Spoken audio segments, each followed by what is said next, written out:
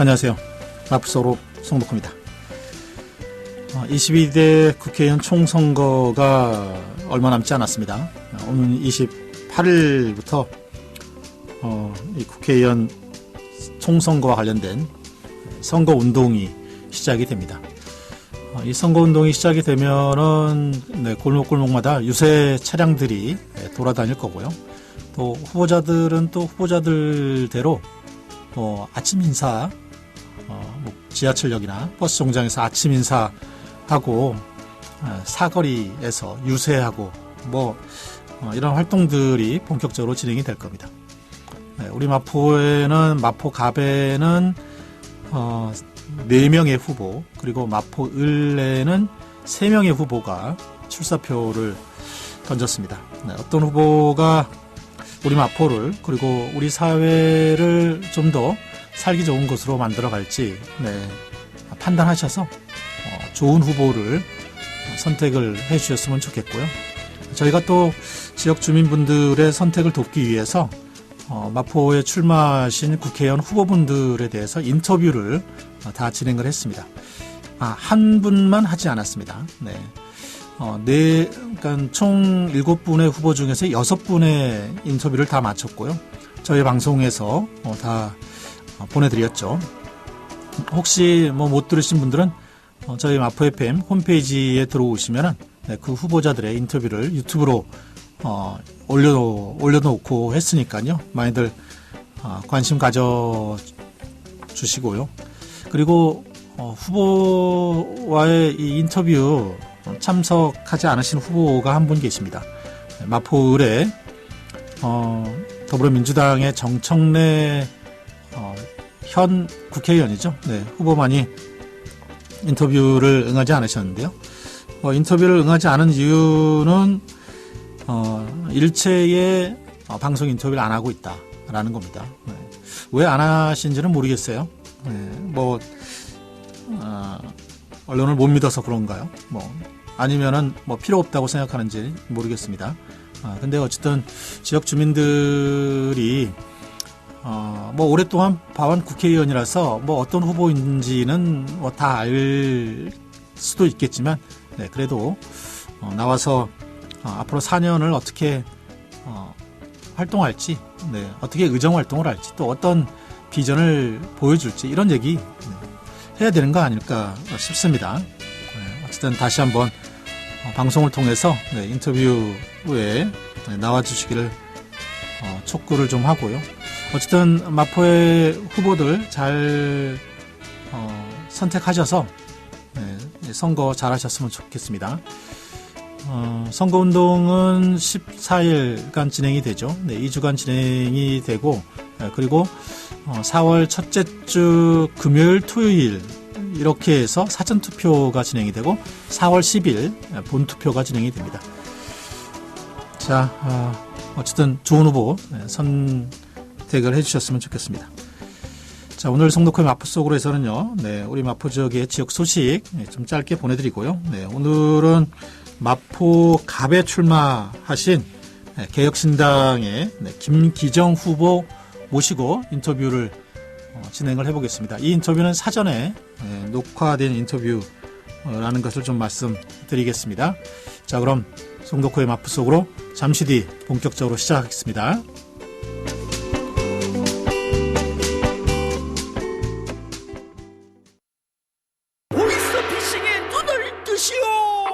대출해드릴 수 있을 것 같아요. 근데 수수료를 좀. 보이스피싱 전화 올 땐 전화 끊고 확인하기. 실장님의 계좌가 금융범죄에 연루되었습니다. 기관 사칭 사기 전화 112로 신고하기. 택배 주소 오류 사기, 인터넷 주소 클릭한대. 늘 의심하고 꼭 전화 끊고 또 확인하고. 보인다 보여. 수법이 보이는구나. 눈을 뜨면 예방책이 보입니다. 공익광고협의회.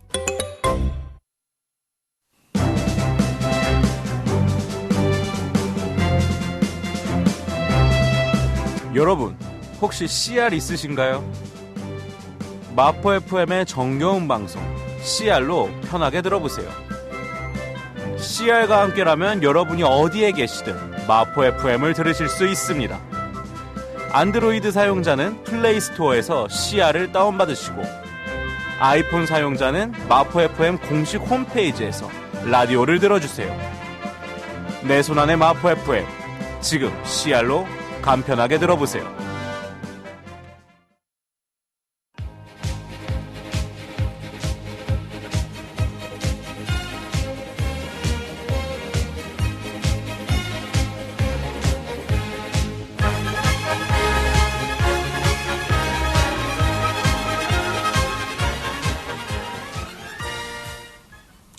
네, 알려드립니다. 네, 우리 마포의 지역 소식 띄워드리도록 하겠습니다.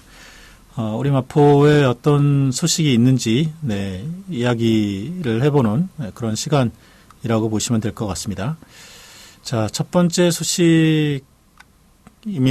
네, 마포구가, 홍대에서부터 한강 관광벨트를 확대한다는 계획입니다. 지난 19일인가요? 네, 윤석열 대통령이 민생 토론회를 열었죠. 네, 그 자리에서 문화체육관광부가 밝힌 내용이 있는데요. 도시공간, 거주, 품격 3대 혁신 방안이라고 하는 내용을 밝혔습니다. 네, 거기에 따르면은, 우리 마포에 있는 당리발전소, 옛 당리발전소죠. 폐기된, 발전소의 문화창작발전소를 짓는다. 27년인가요? 네, 27년까지 완공한다라고 하는 그런 계획을 발표를 했습니다. 이 당일발전소 문화창작발전소이기도 한데요. 이 문화창작발전소는 부지 면적이 8만 1,600평방미터입니다. 지하 2층에 지상 6층, 굉장히 큰 규모의 복합 문화공간이고요. 네, 이곳은 이 당일발전소에 폐기된 4호기를 이용을 해서 전시실과 공연장, 창작 공간인 프로젝트실을 만들게 되고요. 5호실은 언형 그대로 보존을 합니다. 아무래도 우리나라 이제 최초의 화력 발전소라니까 그런 이제 산업 역사 이런 걸로 이제 만들어 놓는 거죠. 네, 전시 공간으로 활용되고요. 외부에는 탱크 위에 올라가면 이제 18층 높이입니다. 5층 정도 높이인데 이 옥상을 하나로 연결해서 옥상 광장을 만듭니다. 네, 그래서 이 옥상 광장에는 굉장히 광장이고 굉장히 넓습니다. 네, 굉장히 넓고 이곳에서는 이제 다양한 행사들을 펼칠 예정이고요. 아마 그 위에 올라가면 한강과 밤섬 그 일대가 아주 잘 보일 것 같습니다. 건물 외벽 지상 4층에는 이 당연히 문화창작발전소와 주변의 공간들을 3차원으로 연결하는 3층로 조성이 되고요. 대규모 부설 주차장 248대를 댈 수 있는 주차장을 확보를 한다는 계획입니다. 그리고 이제 그 주변에 지금 마포구에서 당인동 주민 편익시설 건립을 하고 있죠. 올해 말에 이제 준공이 되게 될 텐데요. 네, 이곳은 지하 1층, 지상 5층 규모입니다. 피트니스, 사우나, 다목적 체육실, 한강 조망 테라스, 카페, 천문대 이런 걸 갖춘다고 합니다. 네, 근데 사실 여기 천문대가 제대로 기능을 할까 싶어요. 한강의 한강변에 자동차 불빛이 엄청나게 많은데 별이 잘 보일까요? 네. 그리고 이곳에 이제 수영장을 없애고 사우나를 만들어서 이것도 굉장히 논란이 됐었죠. 그리고 주차 공간, 71대를 댈 수 있는 주차 공간 만들게 되는데요. 이것은 어쨌든 이 주민 편익시설 그리고 당연히 문화창작발전소까지 이제 개관을 하게 되면 이것은 또 새로운 공간으로 탈바꿈 되겠죠. 굉장히 이제 이 관광 수요도 굉장히 늘어날 것으로 보고 있고요. 그래서 홍대 관광특구에서 이쪽으로 이어지는 그런 이 길을 관광특구를 확대한다는 그런 계획입니다. 그래서 지금 이 당인동, 이 상수동 이 일대가 새로운 관광특구 지역으로 확대한다는 그런 계획으로 지금 연구 용역이 진행이 되고 있죠. 어쨌든 이 서교동, 홍대 앞과 당인동, 서강동, 합정동 이 지역 동시 개발한다는 그런 계획을 마포가 갖고 있습니다. 그래서 지금 홍대 앞에 레드로드를 이어서 창작 발전소까지, 문화창작 발전소까지 이어지는 힐링 거리를 조성을 하고 있습니다. 레드로드 R7이라고 이름을 붙였죠. 네, 보행로 확장하고 있고요. 여러 가지 편의시설 만들고 있습니다. 4월 말에 탄생 예정이라고 합니다. 그리고 합정역 7번 출구에 하늘 소원길 조성을 했고요. 네, 이곳에 어쨌든 상권 확대, 관광객 유입 할 예정이고요. 소원벨 그리고 이 조명, 네, 소원길 이런 것들을 지금 만들고 있습니다. 자, 다음 소식입니다. 네. 이 신촌 연세로의 차 없는 거리를 폐지할 계획이라고 합니다. 서대문구가 최근에 이 분석 결과를 바탕으로 해서 서울시에 제안을 했고 서울시가 긍정적인 답변을 했다라고 합니다. 이 연세대 정문에서부터 신촌역 로타리, 네, 이 오거리까지 이어지는 거리가 차 없는 거리였었잖아요. 네, 근데 이제 이 차 없는 거리로 인해서 이 양쪽의 상권이 죽었다라고 주장을 했죠. 이 500m 거리인데 이곳은 버스와 16인승 이상 승합차, 긴급 차량, 자전거만 통행할 수 있도록 제한되었고요. 네, 차량 통행이 제한되면서 상권 침체되었다라고 해서 이 해제해달라고 요구를 했습니다. 그래서 서울시가 작년 1월 20일부터 9월 30일까지 네, 이곳에 이 대중교통 전용지구 일시 해제를 했고요. 그래서 차량 통행 허용을 했습니다. 근데 이제 그 분석을 해보니까는 매출액이 22% 정도 증가를 했다고 해요. 하지만 이제 이게 코로나 끝나고 일시적인 효과인지 아니면 지속적인 건지에 대한 판단이 필요하다라고 해서 서울시가 이제 유보를 한 상태였고요. 네, 그래서 6개월이 더 미뤄졌습니다. 그리고 그 이후에 이제 비교를 해봤는데요. 차량 통행이 전면 허용된 3개월, 그리고 그 이후에 다시 차 없는 거리로 부활한 3개월의 매출 변화를 봤는데요. 이 해제됐을 때와 다시 운영했을 때를 비교해 보니까는, 다시 운영을 했을 때 매출액이, 한 6.1% 정도, 네, 감소한 것으로 나타났다고 합니다. 물론 이거는 이제 KB 카드 사용액만을 상정한 것이기도 한데요. 네. 이런 근거를 바탕으로 해서, 네. 어쨌든 이 해제를 추진하고 있다고 합니다. 자, 다음 소식입니다. 네. 마포 추가 소각장 백지화 투쟁본부에서 마포 을 지역에 출마한 후보자들 대상으로 해서 네, 소각장 토론회 추진을 하고 있습니다. 원래 이제 장혜영 의원이 이 출마한 후보들에게 소각장 토론회를 제안했는데 무산됐죠. 네, 근데 이제 이거를 백지화 투쟁본부 쪽에서 이어서 하는 건 아니고, 네, 새롭게 어쨌든 후보자들의 목소리를 들어본다라고 해서 진행을 하고 있고요. 오는 3월 29일 금요일, 네, 오후 7시에 마포구청 대강당에서 진행이 될 예정입니다. 네, 이 토론회는 현재 국힘의 함문경 후보, 녹색정의당의 장혜영 후보는 이제 참석하겠다라고 의사를 밝혔고요. 민주당의 정청래 후보는 참석에 대한 의사를 아직 밝히지는 않았다고 합니다. 어쨌든 토론회는 3월 29일 네, 오후 7시에 마포구청 대강당에서 진행이 된다고 합니다. 네. 그리고 이 쓰레기 소각장 관련돼서 추가된 소식을 하나 더 알려드리면요. 네, 마포의 소각장 관련돼서 활동하는 단체가 또 한 군데 있죠. 네, 마포 이 쓰레기 문제 해결을 위한 네, 마포 공동행동이었었는데요. 이 마포 공동행동이 지난 3월 22일 활동을 마무리를 했습니다. 네, 1기 활동을 마무리한 거고요. 그동안 이제 1년 3개월 동안 활동을 해왔는데 네, 느슨한 연대라는 형식으로 진행이 돼 왔고 공동대표가 2명이었습니다. 근데 이제 이 공동대표가 사임을 밝혔고 이어서 이제 공동대표를 찾지 못해서 네, 그래서 아쉬움을 남기고 일기 활동을 마무리한다라는 겁니다. 뭐 이제 새롭게 공동대표를 맡아줄 분이 있다면 2기 활동 시작하겠다라는 네, 의견을 밝히고 네, 마무리하게 됐습니다. 좀 아쉬운 부분이 좀 있죠. 네.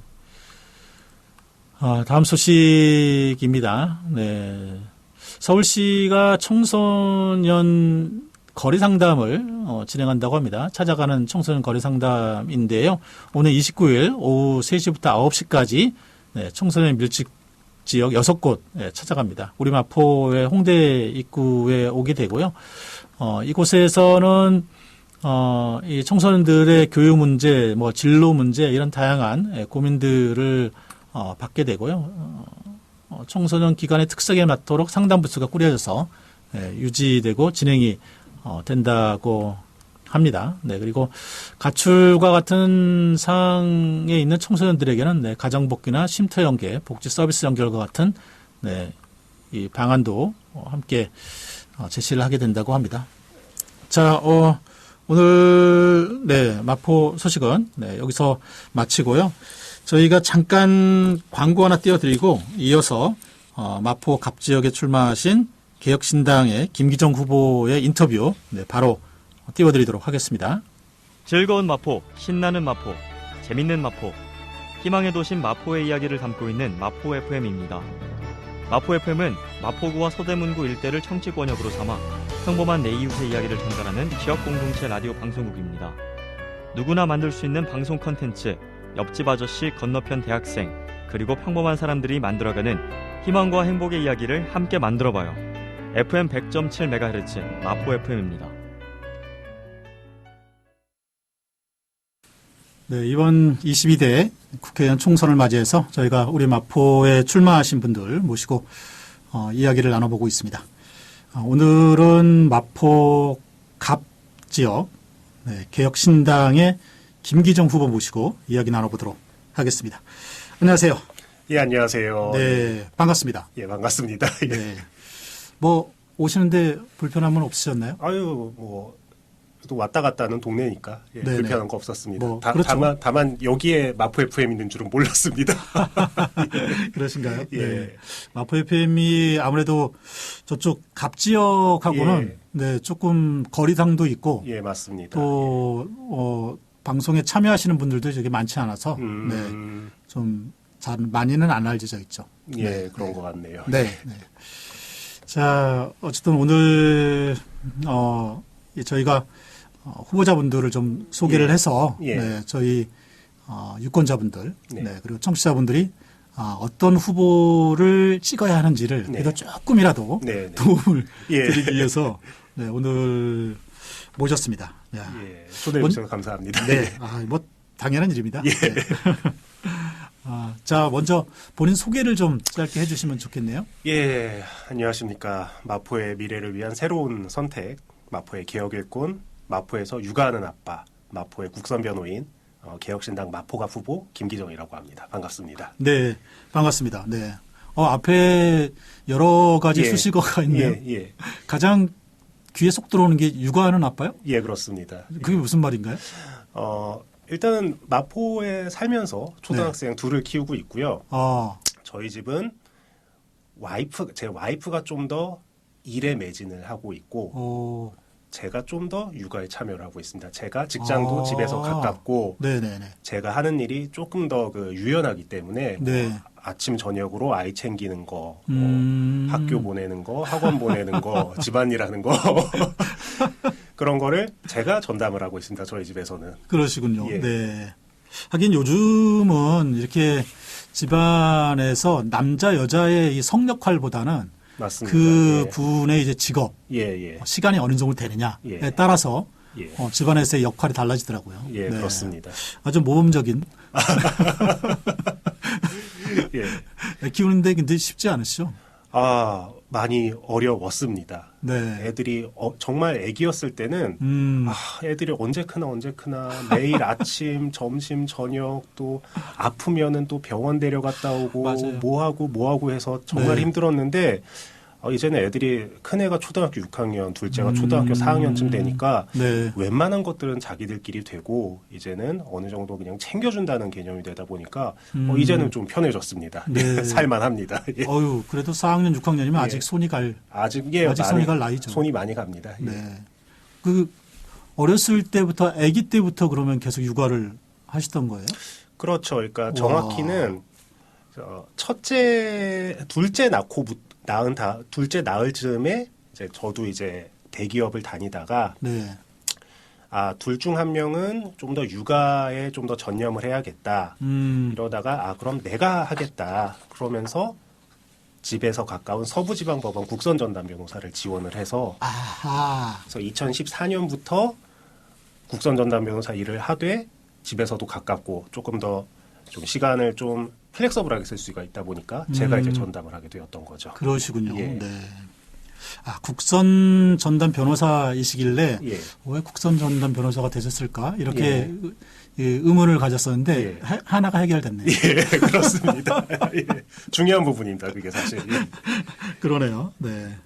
자, 이제 지금 후보로 이제 등록을 하셨고 아직 이제 선거 운동이 본격화되지는 않았지만 그래도 뭐 명함 나눠드리고 인사는 하고 그러시고 계시죠? 그렇습니다. 예비 후보자로서 할 수 있는 선거 운동을 하고 있습니다. 네. 예. 하루는 어떻게 보내고 계세요? 그래서 보통은 아침에 출근 인사를 하고요. 출근 인사. 저녁에는 퇴근 인사를 하는데 네. 그 외에 이제 보통 이제 업무 시간이라고 부르는 시간 동안에 정말 서류 업무와 행정 업무가 많더라고요. 선거를 하는데. 네. 근데 이제 거대 양당이나 뭐 좀 원래 자리가 잡혀 있는 녹색정의당 같은 경우에는 그런 거를 전담으로 하고 있는 직원들도 있을 테고 노하우가 있을 텐데 네네. 저희 당은 그게 없이 거의 뭐 처음부터 부딪히다 보니까 저는 선거 준비하면서 그냥 힘들 거다라고 생각은 했는데 이런 걸로 힘들 줄은 몰랐어요. 솔직히 말하면. 그러니까 진짜로 돌아다니면서 인사하고 반갑습니다 명함 나눠드리고 이런 게 제일 쉽고 이 선거법과 관련된 여러 이 업무들이 처음이다 보니까 어렵더라고요. 네. 의외로 서류를 준비하는 거 그렇습니다. 그런 게 어렵군요. 네. 오늘도 아까도 뭐 선관위에 뭐 내야 되는 서류 관련해 가지고 막 저희 캠프에서 이건 어떻게 한다, 저건 어떻게 한다. 네. 그랬습니다. 예. 어떻게 보면 선거 관련된 게 너무 좀 복잡하고 맞습니다. 네, 너무 좀 어려워요. 많이 어렵고 그래서 제가 이번에 경험을 하면서 저도 이제 뭐 대선이나 지방선거 때 큰 캠프에서는 뭐 일을 해봤지만은 직접 제가 이걸 해보니까 선거법이나 선거제도가 조금 더 현실에 맞게 시대가 변했으니까 바뀌어야 되지 않는가 그런 생각을 좀 많이 했습니다. 네. 아무래도 이제 논란이 생길 맞습니다. 수 있으니까 논란을 어떻게 하면 안 만들까 이러면서 이제 사실 맞습니다. 선거법이 만들어져서 실제로 이제 선거법 그러면은 어떻게 하면은 국민들이나 후보들이 자기 의사를 더 잘 표현할 수 있도록 할까 이런 거에 좀 맞춰져야 되는데 그러니까요. 어떻게 하면 제한을 둘까라는 쪽으로 맞춰져 있어서 참 이게 어쨌든 시대에 맞게 좀 변화가 돼야 하는 건 맞는 것 같습니다. 그런 생각을 하게 됐습니다. 네네.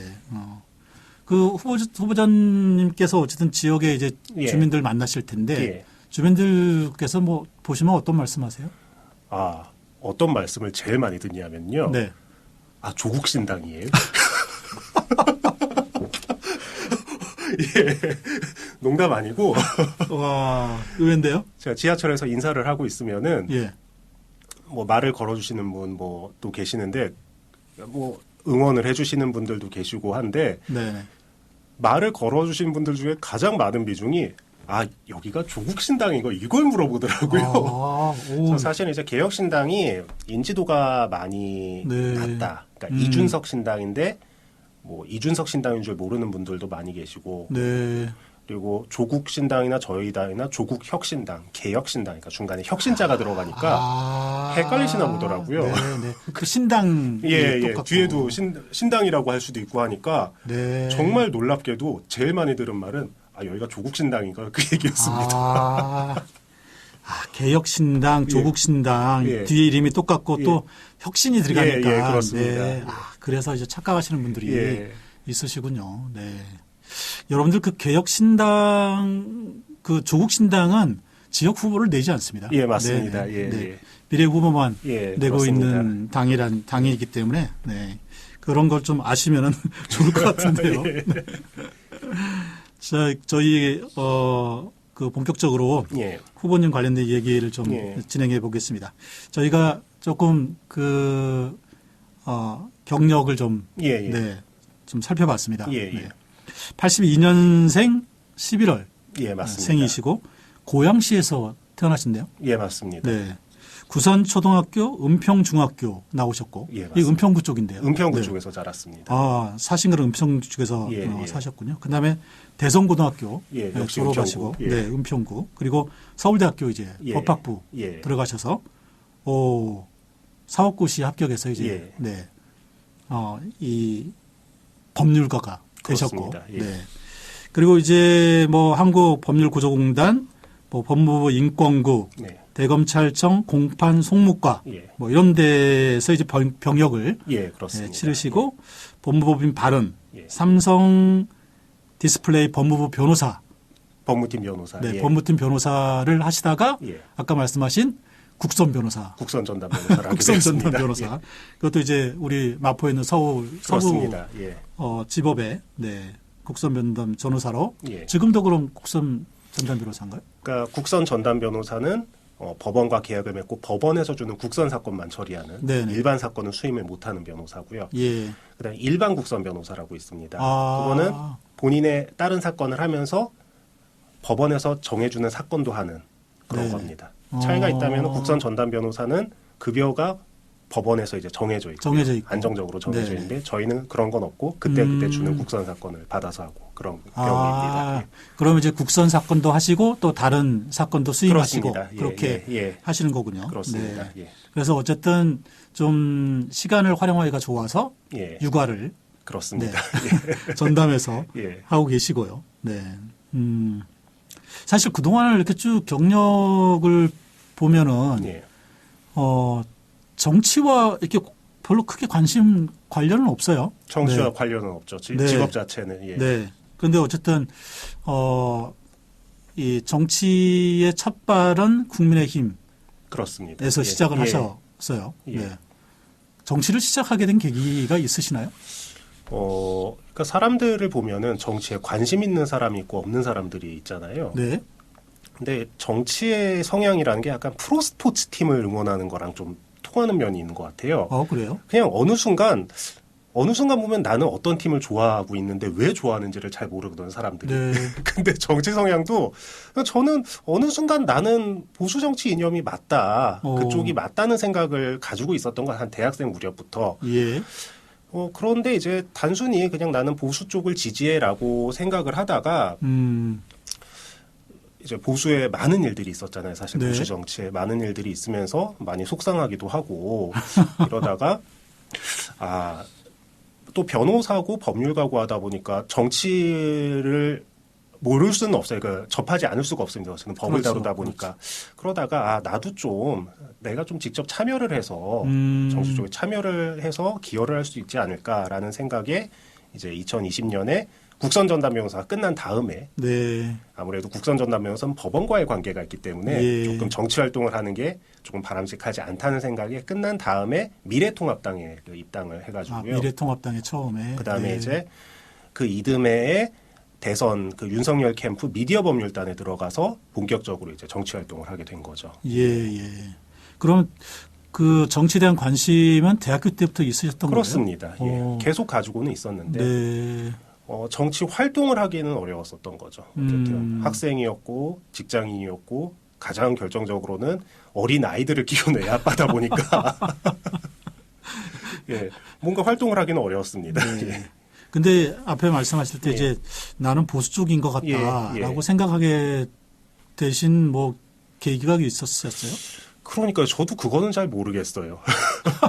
그러니까 글쎄요, 뭐 보수와 진보의 구분을 우리나라에서는 대체로 전직 대통령들이나 전직 정권 중에 어디를 좀 더 높이 평가하느냐에 네. 달린 것 같아요. 그래서 뭐 이승만, 박정희 쪽이 네. 좀 이승만, 그러니까 쉽게 말하면 박정희와 김대중이라는 두 대통령을 볼 때 박정희의 방식, 박정희의 그때 대통령 때 했던 게 좀 더 평가할 만하다라면은 뭐 보수인 것 같고 대체로 사람들이 네. 그래도 김대중 대통령이 더 낫다라고 평가를 하면은 진보인 거고 약간 그런 네, 느낌은 네. 있는 것 같은데 저 같은 경우에는 어쨌든 대한민국이라는 나라의 역사에 있어서 뭐 이승만이든 박정희든 굉장히 중요한 역할을 했고 네. 존중을 해야 되고 맞는 방향이었다라는 게 기본 생각이었고요. 그러다 보니까 그러니까 쉽게 말해 민주진보 계열보다는 보수 계열 쪽에 정당에 더 마음이 갔었고 그게 쭉 이어지다 보니까 자연스럽게 계속 보수적인 정치 생각을 가졌던 것 같아요. 네, 네. 어떻게 보면 굉장히 단순하시게 예, 그런 것 같습니다. 예. 그러시군요. 예. 네. 근데 어쨌든 앞에서 이제 정치 관련된 예, 예. 활동을 소개하실 예. 때 윤석열 후보 이제 대통령 예, 후보실을 때 돕기도 예. 하시고 예, 예. 그러셨잖아요. 예. 그러면 사실 또 서울대 법대 출신이시고 예, 예. 그러면은 국힘에 계속 있었으면은 더 기회가 있지 않았을까요? 뭐 그랬을 수도 있을 거는 같아요. 네네. 근데 이제 저는 그런 생각이 들더라고요. 그러니까 보수가 굉장히 많은 일들을 겪으면서 네. 뭐 대놓고 말하면 박근혜 탄핵 그 일들을 겪으면서 보수가 무너지지 않았습니까? 네. 쉽게 말하면. 그래서 보수가 이대로는 안 된다. 예. 바뀌어야 된다. 바뀌어야 된다. 라는 생각을 갖고 있었고 그 바뀐 모습을 보여준 게 결국은 이준석 대표가 국민의힘의 대표가 젊은 당대표가 돼가지고 여러 가지 혁신적인 모습을 보이고 젊은 네. 층들의 목소리를 대변하고 그리고 두 차례의 선거에서 그러한 힘을 바탕으로 해서 승리를 하고 그걸 보면서 보수가 진짜 변했구나. 이게 보수가 나아갈 바른 길이다라고 생각을 하고 있었는데 네, 네. 지방선거 끝나고 이제 국민의힘과 정부 여당의 상황을 보니까 국민의힘의 본체, 보수의 주류는 여전히 네. 옛날에 그 탄핵 시절에 뭐 쉽게 말하면 극우 세력이라고 하는 네, 네, 요즘 유튜버들이 중심인데 그분들이 주류고 본체다라는 거를 인정할 수밖에 없더라고요. 그러면서 여기서는 있을 수는 없다. 나와야 돼, 깨야 된다. 그런 생각이 사실은 나오게 됐습니다. 그러시군요. 예. 네. 사실 개혁신당이라고 하는 당의 이름이 보수를 개혁한다라는 어떤 이런 의미가 좀 있는 거잖아요. 원래는 그랬죠. 네. 예. 원래는 그랬으면 지금은 좀 그러니까 변했나요? 저희가 이제 잘 모르시는 분들 계시는데 이제 지난 설 연휴 때 합당을 이제 이낙연 그렇죠. 그 대표님 쪽이랑 합당을 하고 민주당 계열과 합당을 하면서 굉장히 많은 혼란을 겪었고 한동안은 이준석 대표조차 우리 당은 보수 정당이 아니다라는 말까지 할 수밖에 없었을 그런 상황도 있었고요. 네. 그래서 그 이후에 지금 추스리고 있는데 아직 다는 추스리지는 못한 것 같아요. 하지만 그럼에도 불구하고 최소한 저는 이 당은 보수를 혁신하기 위한, 보수를 개혁하기 위한 당이다라고 저는 생각하고 있습니다. 네. 예. 보수를 혁신한다, 개혁한다라고 하면 보수의 어떤 거를 개혁하고 혁신한다는 걸까요? 저는 아주 단순합니다. 그냥 상식적인 이야기, 상식적인 언행을 하자. 상식적인 보수. 예, 그러니까 이상한 얘기하지 말고 무리한 거 하지 말고 상식적인 거 하고 아닌 거는 인정하고 잘못한 건 인정하고 네네. 그래야 되는 거지. 뭐 쉽게 말해서 김건희 여사와 관련된 여러 논란들 같은 경우에도 그거를 잘못된 건 잘못되었다고 넘어가고 뭐 처벌받을 건 처벌받고 수사받을 건 수사받고 그래야 되는 거지. 네. 굳이 그거를 뭐 몰카에 당했다느니 뭐에 당했다느니 이게 보수의 모습은 아니다. 최소한 그런 거 안 하는 보수는 네. 돼야 되지 않느냐. 사실 그런 정도입니다. 상식적인 거 했으면 좋겠어요. 저는. 그러니까 예. 상식이 통하는 보수. 그렇습니다. 그런 예. 보수 정당을 꿈꾸시는 그렇습니다. 거군요. 예, 예. 네. 그래서 이제 그거를 할 수 있는 개혁 신당에 그렇습니다. 예. 당을 옮기신 거고. 예. 네. 그러면 정치를 어쨌든 대학교 때부터 이제 관심 갖고 예. 계셨으니까 예. 정치를 이렇게 바라보면서 네. 내가 정치를 하게 되면 나는 좀 이렇게 뭔가를 좀 뭐 바꿔보든지 이루든지 하고 싶은 마음이 있으셨을 거잖아요. 예, 그렇습니다. 뭐 어떤 정치를 통해서 뭘 이루고 싶으셨어요? 그러니까 아까 한 얘기랑 똑같은 얘기인데 제발 이상한 짓만 하지 말자. 네. 상식적인 거 하자. 이상한 말이나 행동하지 말고 상식적인 거 하고 인정할 건 인정하고 네. 잘못된 건 잘못됐다고 하고 왜 그게 그렇게 어려울까? 저는 그러니까 사실 그게 막연했어요 옛날에는. 네. 막연했는데 이제 뭐 대선 때 캠프, 지방선거 그 이후에 국민의힘에서도 당직자 활동을 하면서 정말 이해가 안 되는 거예요. 아니 왜 저런 사안에서 저렇게 무리하게 추진을 할까? 왜 저걸 저런 식으로 대응을 하지? 네. 저게 정답이 아닌데. 네. 그러니까 당장에 이게 좀 물러서는 것 같고 손해를 보는 것 같지만은 맞는 일이면 해야 되지 않느냐. 네. 그런 거 사실 그런 기본적인 걸 신청을 하는 것 자체가 보이지가 않았습니다. 네. 저는 그냥 그런 모습을 보여주고 싶어요. 저는. 네, 네. 어떻게 보면 정치를 하시게 된 게 예. 소박하다? 이렇게 좀 느낄 수도 있을 것 같아요. 그냥 상식이 통하는 사회를 만들었으면 좋겠다라는 그렇습니다. 거잖아요. 근데 원래 정치는 소박해야 되지 않습니까? 근데 이제 다른 정치인들 보면 막 거대한 뭐 국가 아젠다 뭐 이렇게 내걸고 그러잖아요. 네. 그래서 맞죠. 근데 거대한 국가 아젠다 자체도 상식이 기반이 돼야 되는 거죠. 그렇죠. 그러니까 여러 지금 정책들 왜 저런 무리한 정책을 취재할까 하는 부분들이 있는데 잘 생각하면 그냥 상식적이지 않으니까 사람들이 무리하다라고 생각을 하는 거고 결과도 안 좋은 거란 말이죠. 네네. 그래서 상식적인 그렇습니다. 수준에서 상식이라고 한다면 사실 대부분의 보통 사람들이 다 이해하고 받아들일 수 있는 정도 수준. 물론 또 상식에도 이 차이가 있어서 논란이 있습니다. 있을 수가 있겠지만 맞습니다.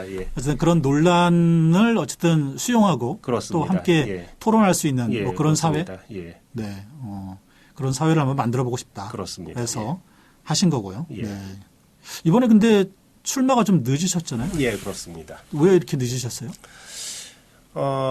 과연 내가 공당의 국회의원 후보로서 내가 출마를 해서 그 무게감을 감당할 수 있겠는가라는 부분에 대해서 고민을 많이 했어요. 공당의 무게감. 예, 그러니까 제 이름이 플랜카드에 붙이고 인터넷에 검색하면 나오고 저의 공약이 각 가정에 공고물로 배송이 되고 하는데 내가 그러한 무게감을 감당할 사람이 맞는가라는 고민을 많이 했습니다. 네. 그래서 고민을 많이 하다가 이번에 한번 해보자 이렇게 된 거. 사실은 개혁신당이 당세가 좀 많이 안 좋아지다 보니까 지역구 후보를 나갈 분들도 좀 적은 편이었고 해서 내가 그럼 한번 말로만 하지 않고 행동으로 한번 보여보자. 그 결심을 하는데 상당히 늦었습니다, 사실. 네, 네. 어떻게 보면은 좀 이렇게 정치를 어떤 거대한 이런 거로 보시기보다는 좀 상식적인 눈, 이런 정도로 이제 생각하시다 보니까 이게 정치를 통해서 이런 거를 만드는 것이 과연 적합한가, 적절한가, 이런 데한 고민들이 좀 있으셨나 보네요. 예, 그런 부분도 있었고요. 네. 알겠습니다. 저희가 시간이 좀 지나서 잠깐 여기서 물 한 잔 먹을 수 있는 시간 알겠습니다. 좀 보내드리고 저희 방송국 로고송 보내드리고 그리고 다시 돌아오도록 하겠습니다.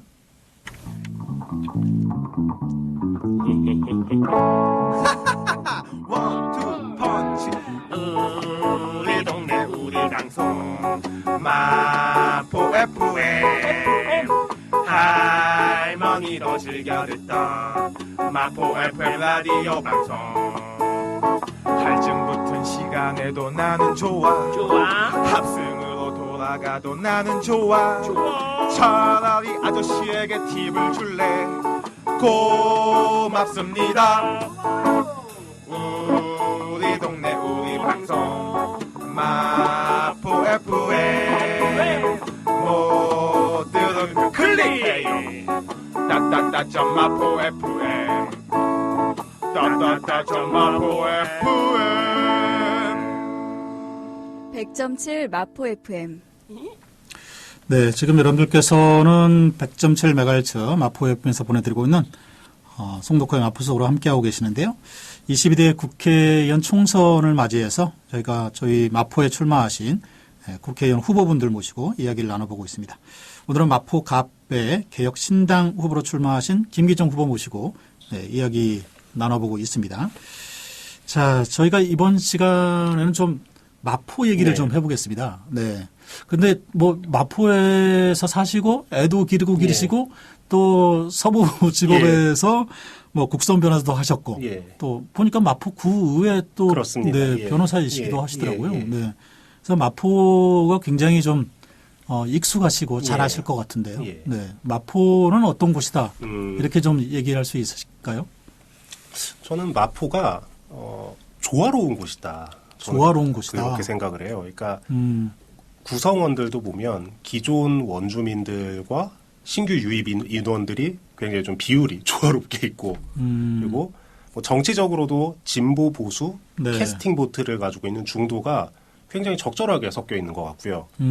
그리고 뭐 노년층의 문화, 전통의 문화와 젊은 층의 문화, 현대의 문화가 또 적절히 섞여 있고 그래서 굉장히 좀 조화롭다는 저는 느낌을 항상 받았어요. 이 마포라는 곳이. 네, 네.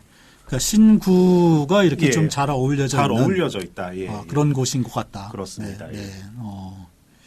특히 이제 갑 지역은 더 그럴 것 같아요. 그렇습니다. 네, 예. 갑 지역은 아직도 예전 이제 달동네 같은 예. 개발 안 된 곳들이 상당히 있고, 네. 예. 또 뭐 굉장히 고가의 아파트들도 그렇습니다. 예. 많이 들어서 있고, 예. 뭐 그 마포대로 주변으로는 굉장한 오피스들이 그렇습니다. 들어와 예. 있고 하기 때문에, 네.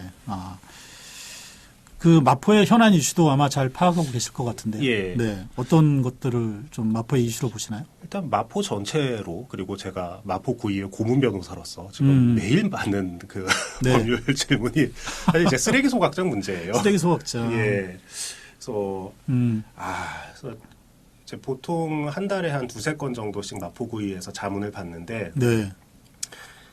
아주 다양한 이제 마포구 입장에서는 쓰레기 소각장 문제를 해결을 하기 위해서 뭔가 자체적으로도 여러 가지 이제 방안을 강구를 하고 있는데 네. 이 방안이 법률적으로 맞느냐 이런 부분들에 대해서 많은 이제 질문을 받고 있고요. 예. 뭐 예를 들면은 쓰레기를 줄이면 쓰레기를 줄여서 쓰레기 소각장에 추가 설치할 필요가 없다는 거를 좀 우리가 어필을 해야 된다. 그러면 마포부터 쓰레기를 줄여야 된다라고 해서 이제 우리가 좀 종량제 봉투 가격을 좀 올리는 거 그리고 예. 사업자들에게 쓰레기 배출 의무를 좀 더 부과에 대한 규제를 좀 더 하는 거 어떠냐 뭐 이런 식의 뭐 자문이 들어왔었던 적이 있어가지고 네네. 그럼 이거는 또 과도한 규제를 시민들에게 부여하는 거라서 문제가 되는 게 아니냐 뭐 그런 식의 자문이 들어와서 처리한 적도 있었고요. 예. 뭐 아무튼 뭐 TF도 구성돼 있고 쓰레기 소각장 문제가 가장 크다고 할 수 있겠죠. 그렇죠. 네. 뭐 마포구에 이미 쓰레기 소각장이 기존에 하나가 있는데 거기에 또 1,000톤짜리를 더 얹힌다고 하니까 그러니까요. 그건 좀 말이 안 되는 거죠. 네. 그렇죠. 예.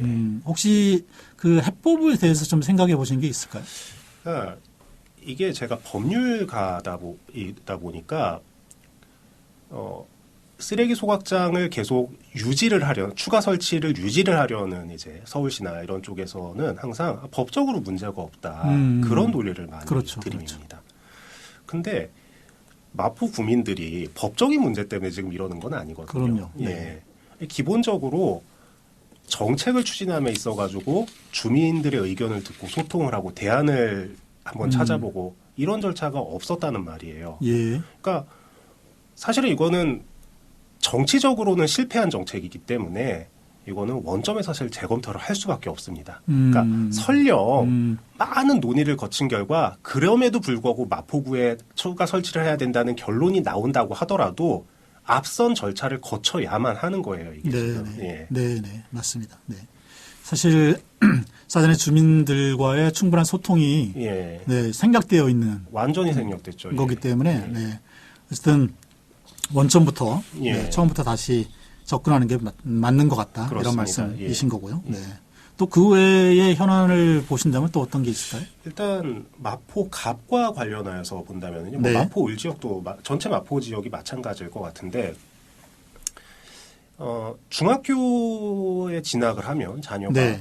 대치동 목동을 가야 되나라는 그런 고민들을 하고요. 사실 저희 애가 초등학교 6학년이고 내년에 중학교를 갑니다. 저와도 관련된 문제인데 야 이거 진짜 학원 때문에 사교육 때문에 대치동 목동 가야 되냐 학군 때문에 이런 고민들을 진짜로 현실적으로 하고 있죠. 지금 마포에 사는 많은 부부들. 그렇죠.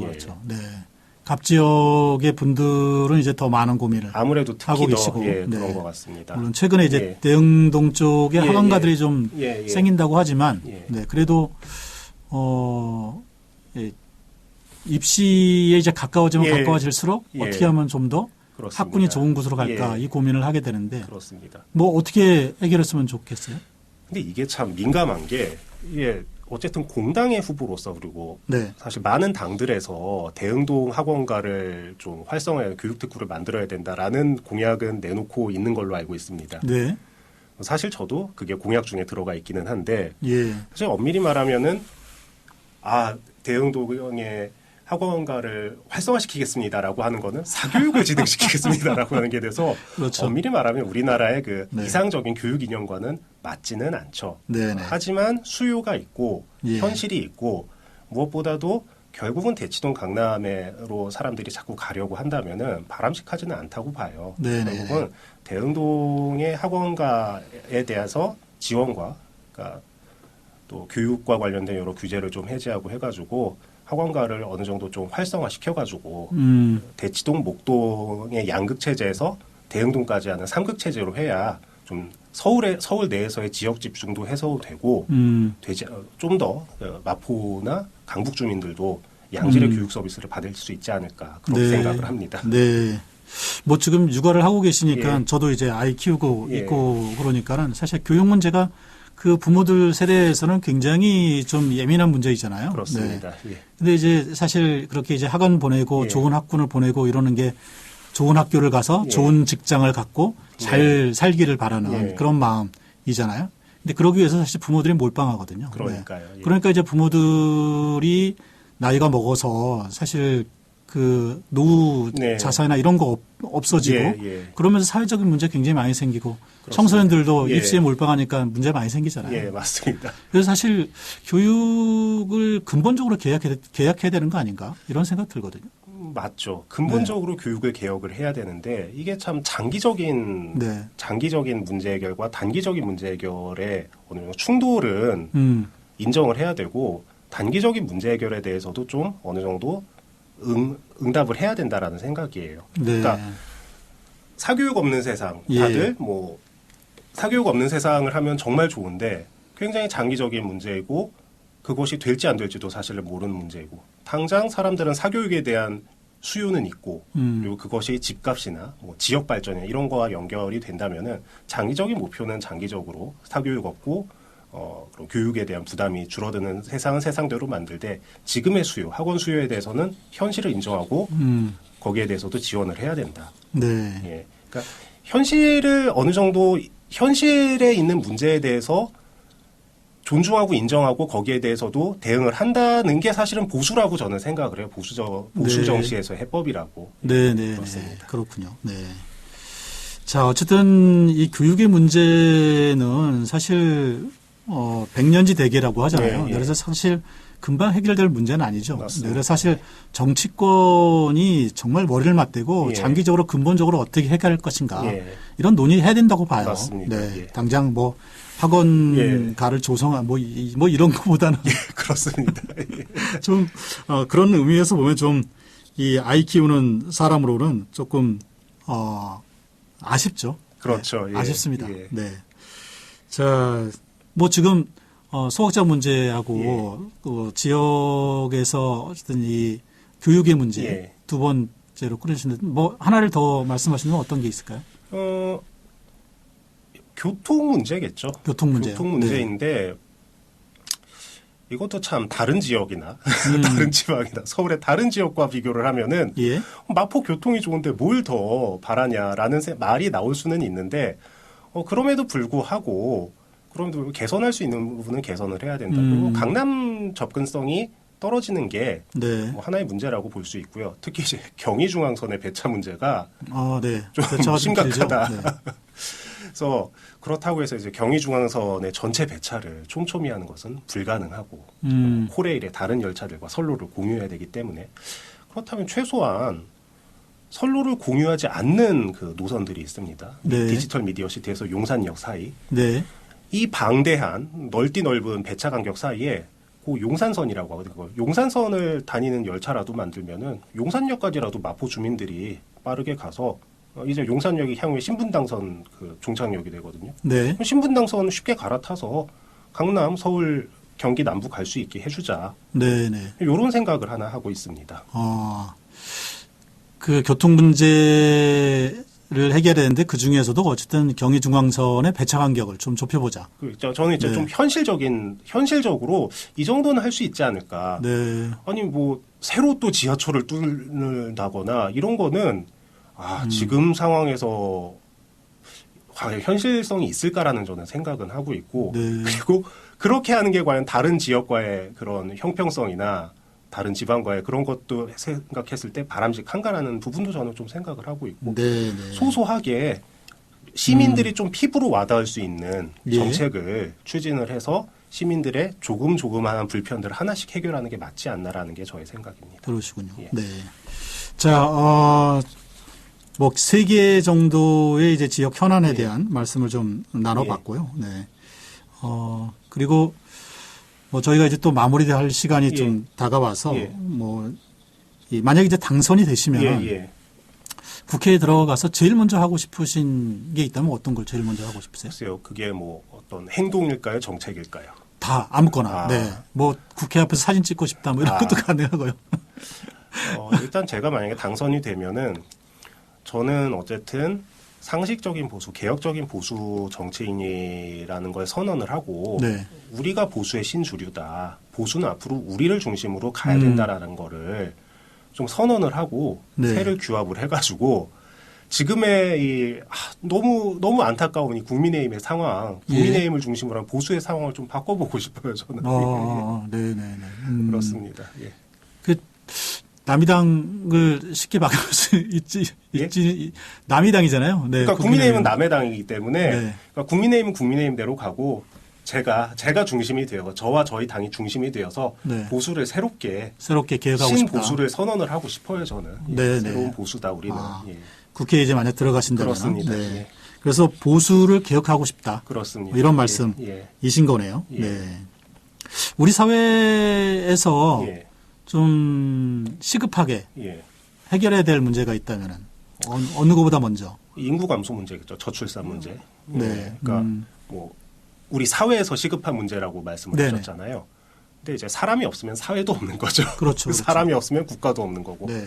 그리고 사실 우리가 누리고 있는 굉장히 많은 것들이 사회와 국가에서 공급을 해주는 측면이 있고, 근데 그 사회와 국가가 사람이 없으면 존재할 수 없기 때문에 역시 네. 당연한 게 당연하게 되지 않는 세상이 될 거고, 그런 면에서 인구 감소 문제에 대해서 시급하게 해결을 해야겠죠. 인구 감소 문제 어떻게 해결을 할 수 있을까요?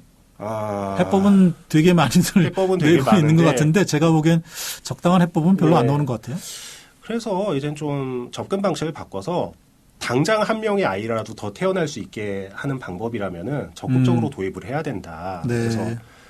그래서 예를 들면은 우리나라 경우에 뭐 의료 윤리 뭐 이런 문제 때문에 독신 여성은 그 인공 수정을 해서 아이를 네. 출산하기가 어렵습니다. 예, 그렇죠. 방송인 사유리 씨처럼. 네네.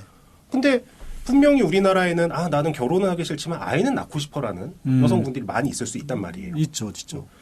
그럼 그런 분들 당장 출산을 하겠다는 분들이니까 네네. 제도를 개혁해서 그런 분들 좀 출산을 하게 하고 그리고 저는 이제 좀 논쟁적인 얘기지만은 한시적으로 대리모 제도를 좀 한시적으로 좀 허용을 해야 된다는 입장이에요. 대리모 너무 그러니까 뜨거운데요, 그건? 너무 뜨거운데 왜냐 한 명의 아이라도 지금 당장 나올 수 있다면은 그러시군요. 예. 네. 알겠습니다. 저희 시간이 돼서 이제 마쳐야 될 것 같아요. 예. 네, 그래서 저희 청취자분들과 유권자분들께 마무리 발언 예. 해주시고 이 시간 마치겠습니다. 예, 사실 이번 선거가 정부 여당에 대한 비토 정서가 너무 강하다 보니까 뭔가 저희 당의 색깔이나 정책이 시민들의 피부에 와닿지가 않는 것 같습니다. 그리고 사실 저희 당이 또 무리한 합당이나 또 일부 인사들의 언행 문제로 인해서 지지자들이 또 많이 실망을 하신 걸로 저는 알고 있어요. 그럼에도 불구하고 어쨌든 대한민국 정치에 있어서 대한민국 역사에 있어서 보수 정치라는 축은 필요한 축이라고 저는 생각을 하거든요. 그리고 그 그 보수의 중심은 지금의 국민의힘의 세력이 아니라 저희 개혁신당의 그런 개혁보수 세력이 이게 오는 것이 맞다. 그래야 좀 더 건강한 대한민국이 될 수 있다 생각을 합니다. 그래서 뭐 윤석열 정부나 국민의힘에 실망하신 분들, 물론 저도 윤석열 정부 탄생에서 열심히 일했고 국민의힘에서 있었던 사람이고 책임이 없다고는 할 수 있지만 그러한 분노를 이해하고 있고요. 저 역시 책임이 있다. 그럼에도 불구하고 보수를 살려야 되고 그렇다면은 개혁신당의 눈길을 좀 돌려달라. 이 말씀 드리고 싶습니다. 네. 알겠습니다. 자, 오늘 바쁘실 텐데 이렇게 시간 내주셔서 감사드리고요. 네, 이번 선거에서 좋은 성과 거두시기를 기대하겠습니다. 오늘 함께해 주셔서 고맙습니다. 예, 감사합니다. 안녕히 계세요. 고맙습니다.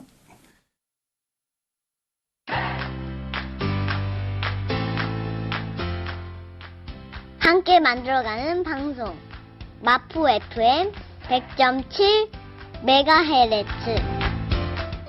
지금 여러분은 마포 FM을 듣고 있습니다.